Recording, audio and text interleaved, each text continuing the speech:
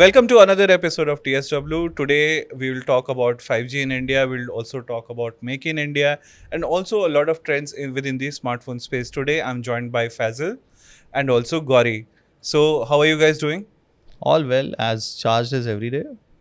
So Fazil sir, my first question to you is like, what is the status of 5G in India right now? So there are 3-4 ways and angles of looking at 5G. Okay, if we look from one angle is looking from pure consumer point of view, where you look at the device penetration, things like that. So that has picked up. Okay, now even like sales of 5G, if we check the proportion of sales of 5G smartphones to overall 5G smartphones, it's already crossed around 80% of sales are 5G enabled smartphones. Similarly, operators have rolled out 5G. Okay, sims, like it has become the default over there, so that thing is pretty progressive and impressive at the same time. From use case point of view, yes, we are stuck up. Okay, there isn't enough of a really convincing use case that's coming up, and that's sometimes giving us that feeling that, hey, why did we then launch 5G at all? Okay, is it really required? Who is making money out of it? Eventually, if you look at, like, the tariffs were revised by operators. Now they're not monetizing 5G. Okay, that's a natural progression. They felt that our tariffs are so low that we should revise them to make up make profits. So yes, 5G, I think, from that ecosystem enablement build up, that's progressing well. Now, how do we as consumers, how do enterprises start using that? That's still kind of being worked out. That's precisely where I would say is 5G right now in India. So do you think that 5G has become one of the compelling reasons why people want to buy a smartphone? Do you think if there is an option that okay, this is 5G, is it a compelling proposition for for consumers also? Okay, now I'm gonna just select 5G phones only.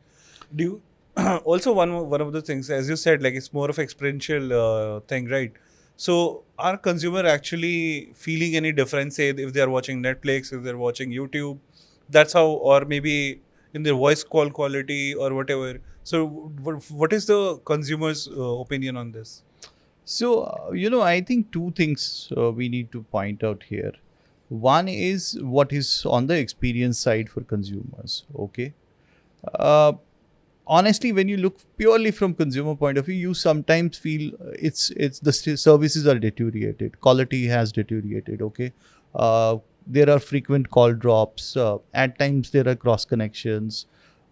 You don't find internet really working flawlessly, I would say, to the level where 4G had kind of optimized for us. Okay, like connect to a 4G network still today, you will find it very stable, very things will work out fine. And then when you connect to 5G, it's very patchy. Okay, so I don't think we have reached there where 5G experiences would be of the level that we are expecting as consumers. Coming on to second thing, that are consumers really looking for 5G? See, Kulbhushan, I think we have to look it from a different point of view. Now 5G as a technology, if I talk of smartphones, it is not a technology which is letting OEMs to earn premium out of. Okay, I look at it as a retention strategy. So you are able to contain your price levels with 5G.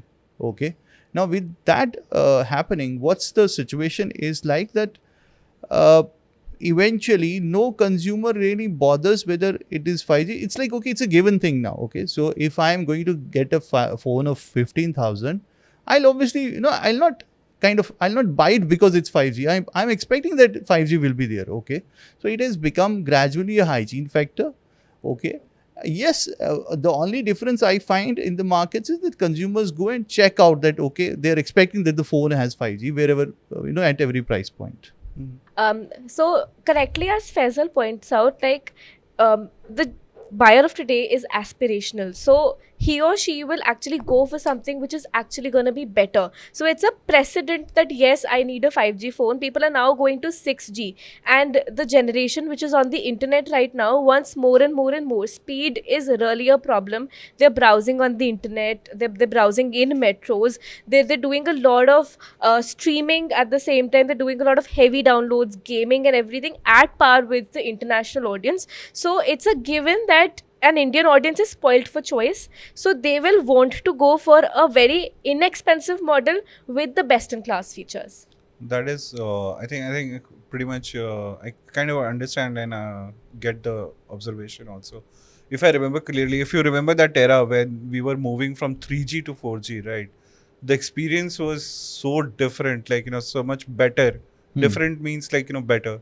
But with 5G, the experience was like, I think, do you think that there was a more of a सिर्फ 19-20 का फर्क है इसीलिए थोड़ा सा consumer also get some sort of a fit पता ही नहीं चला कि यार कितना बेटर हुआ. See, for a consumer, technology is only understandable when it is tangibilizable. Okay.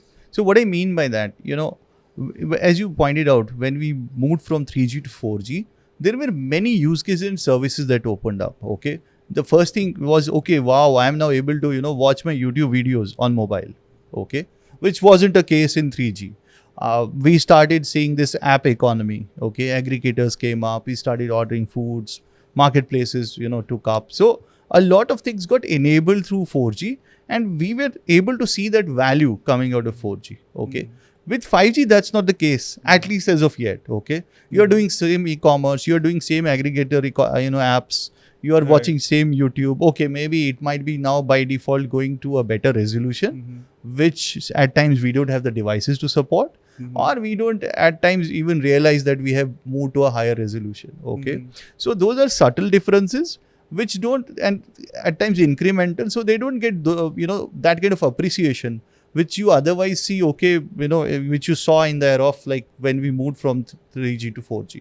So that's what I feel is happening. In fact, probably this is a placebo effect, that if I'm connected to a 5G versus a 4G, I'll go to a 4G when I'm not able to connect to 5G. Otherwise, I'll think ki by default 5G is working faster. So it's more of a marketing gimmick, it's more of a placebo effect. And the real consumer, the layman consumer who doesn't know what tech is going behind, who just wants to use the tech, is just okay with it. Like, aap dete jao, wo lete jayenge, is the principle of today's consumer who wants inexpensive stuff but wants the best in the world. So at the moment, like, if you look at the market, I'm sure 5G has been around, say, at least a year, I guess.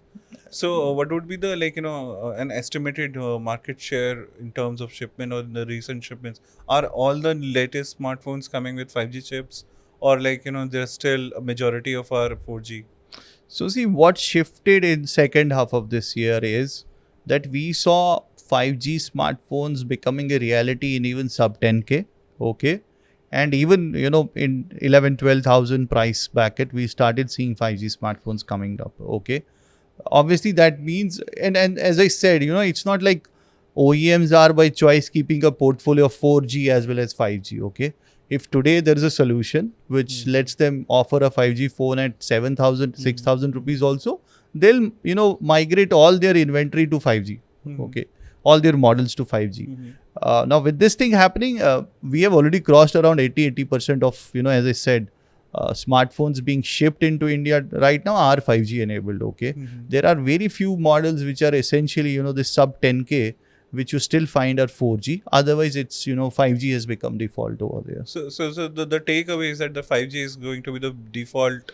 Yeah, it's going to be the default cellular network for next 5, 6, 7 years.